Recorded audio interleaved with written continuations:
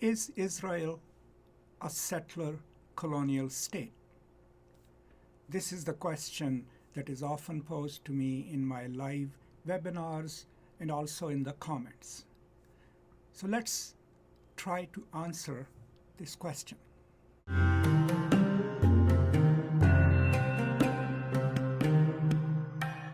First, I absolutely believe, with my limited knowledge of theories of nationalism and post-colonial theory, that the state of Israel is a settler colonialist state.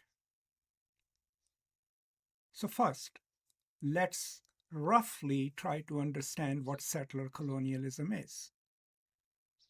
Basically, in simple terms, settler colonialism happens when a group of people, no matter where they are from, what their origins, take it upon themselves to either conquer or move into another people's territory, arrogate to themselves most of its resources, and supplant the native population or push them out to the margins of that territory.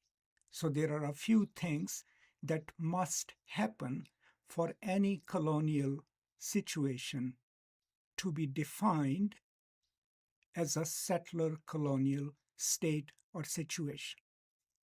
Outsiders must come into a populated territory, take over most of the land, supplant or push out the native population, and then continually politically control that territory by constantly marginalizing or ostracizing, and in some cases eliminating the native population. That is roughly, in simplest possible terms, a workable definition of settler colonialism. What are some examples of it? United States is a settler colonial state because people came in from Europe, supplanted the native population, pushed them out, and eventually enclosed them into their reservations through warfare and policy, and hence created a settler state which still exists. Australia is another example of a settler colonial state. New Zealand is yet another example of a settler colonial state. All these qualifiers or basic assumptions associated with settler colonialism apply to the state of Israel.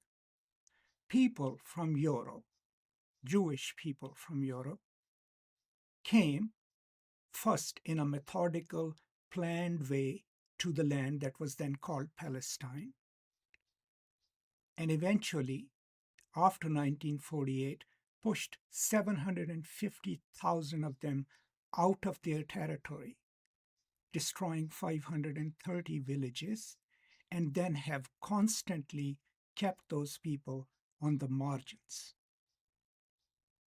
That is a classic example of settler colonial state activity.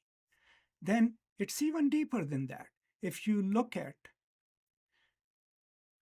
the State of Israel laws, you can already see that even those Arabs or Palestinians who are citizens of State of Israel technically have less rights than their Jewish counterparts, which is another settler policy.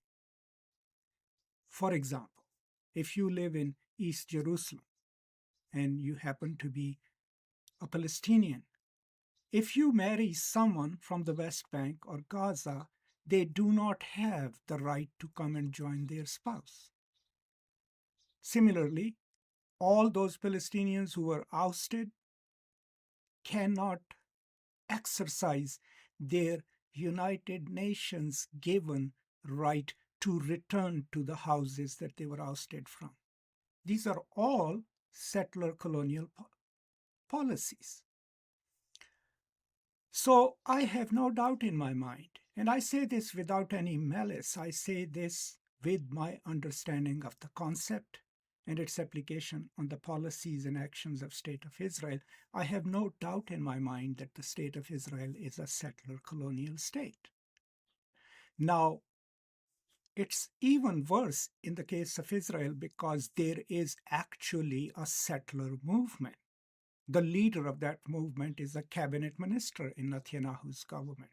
And these settlers, or the settler movement, they absolutely believe that the occupied territories must also be settled. So how is it happening?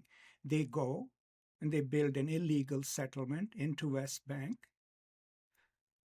The Israeli army does nothing to stop them, and eventually those settlements are regularized and they become constantly part of the State of Israel. If that is not settlement activity, what is?